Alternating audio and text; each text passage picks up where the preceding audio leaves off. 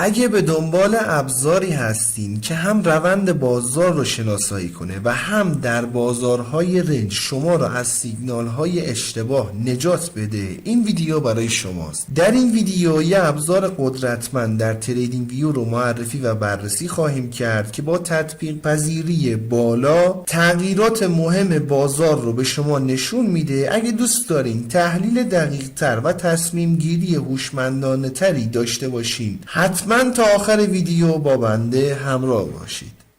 دوستان عزیز سلام، من علیرضا هستم و به کانال خودتون، کانال گلدن تریدینگ سیستم خیلی خوش اومدین. خیلی خوشحالم که با یه ویدیوی دیگه میتونم در خدمتتون باشم. اندیکاتوری که در تصویر مشاهده میکنید یه ابزار پیشرفته در تحلیل تکنیکال هست که با استفاده از فرکتال اداپتیو مووینگ اوریج یا به صورت مخفف FRAMA یک کانال دینامیک اطراف قیمت ایجاد کرده و به شناسایی روندهای صعودی، نزولی و بازارهای رنج کمک میکنه. اصلی ترین جزء اندیکاتور این کانال های تطبیقی هستند که اطراف قیمت ترسیم و به رنگ های آبی، سبز و خاکستری نمایش داده میشن. هنگامی که قیمت از باند بالایی عبور میکنه، روند صعودی شناسایی شده و یه فلش سبز رنگ به سمت بالا به همراه یه عدد در این محدوده نمایش داده میشه. بالعکس هنگامی که قیمت از باند پایینی عبور میکنه، روند نزولی شناسایی شده و یه فلش آبی رنگ به سمت پایین به همراه یه عدد در این محدوده نمایش داده میشن. این فلش ها دوستان به علت اینکه پس از شکست باندهای دینامیکی صادر میشن میتونه بهتون کمک کنه تا تغییرات کلیدی در روند رو به طور مؤثر شناسایی کنید. ضمناً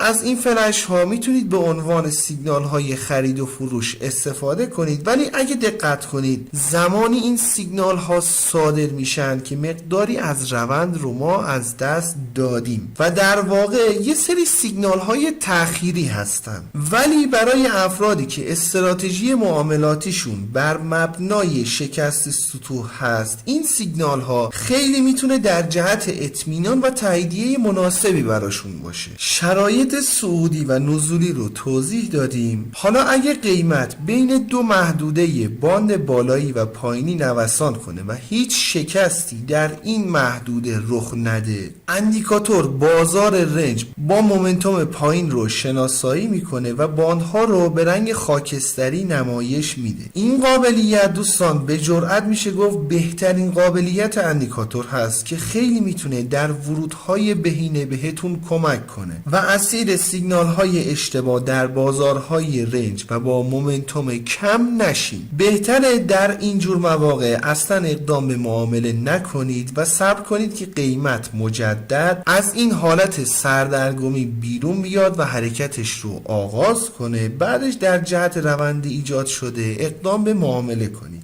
در نهایت آخرین قابلیت اندیکاتور شناسایی روندها با تغییر رنگ کندل ها هست. البته به صورت پیش فرض و بصری این موضوع قابل مشاهده نیست، ولی اگه موس رو بر روی یکی از این خطوط نگه داریم، همونطور که مشاهده میکنید الان رنگ کندل ها تغییر پیدا کردن. رنگ سبز نشون دهنده روند صعودی هست، رنگ آبی نشون دهنده روند نزولی و رنگ خاکستری نشون دهنده روند رنج و خنثی هست. این قابلیت بهتون کمک میکنه تا شرایط بازار رو به سرعت تشخیص بدین و اگر از سایر قابلیت های اندیکاتور قصد ندارین استفاده کنید، این گزینه میتونه در خلوت شدن چارت خیلی بهتون کمک کنه.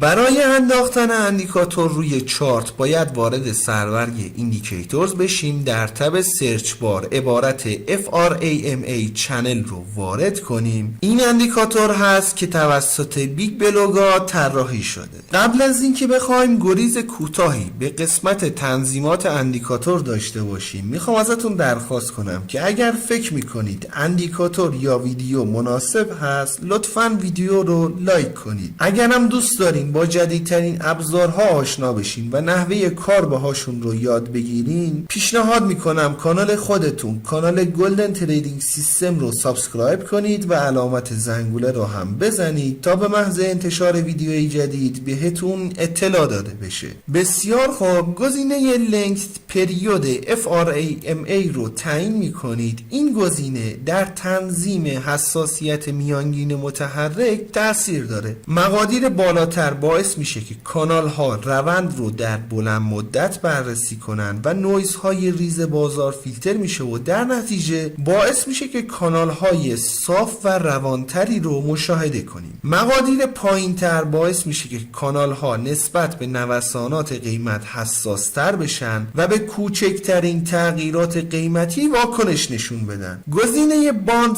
دیستنس در واقع عرض کانال ها رو تعیین میکنه. این گزینه دوستان در تعیین و نمایش شکست ها و محدوده های رنج خیلی میتونه تاثیرگذار باشه و گزینه مهمی هست. با توجه به نمادی که کار میکنید و نوساناتی که اون نماد داره بایستی این گزینه رو تنظیم کنید. اگه نمادی که کار میکنید نوسانات بالایی رو داره، شاید نیاز باشه که این گزینه رو عدد بالاتری قرار بدین. بالعکسش رو هم داریم، یعنی اگه نمادی که کار میکنید نوساناتش ضعیف هست، بهتره که این گزینه رو عدد پایینتری قرار بدین. ضمناً اگه میخواین از قابلیت سیگنال های خرید و فروش اندیکاتور استفاده کنید، نیاز هست که این گزینه عدد پایینتری قرار داده بشه تا سیگنال هایی که اندیکاتور صادر میکنه با تأخیر کمتر باشه. ولی از طرفی با کاهش این مقدار سیگنال های فالس زیادی رو اندیکاتور صادر میکنه که برای فیلتر کردن اینجور سیگنال ها بایستی راه حل هایی رو داشته باشه. اگه یادتون باشه عرض شد خدمتتون که پس از شکست باند ها اندیکاتور یه عددی رو پایین یا بالای فلش ها قرار میده، ولی اشاره‌ای به این موضوع نداشتیم که این عددها چی هستن. ببینید دوستان، اگر این گزینه بر روی پرایس باشه، عددی که نمایش داده میشه تقریبا عدد کلوز کندلی هست که باعث شکست باند و شروع روند جدید شده. ولی اگه بر روی اوریج والیوم باشه، هنگام شکست باندها و شروع روند جدید اندیکاتور میاد و حجم میانگین رو نمایش میده که البته فکر میکنم این گزینه زیاد به دردتون نخوره، چون معمولا اکثر افراد بر این باورند که حجم نمایش داده شده حجم یه بانک خاص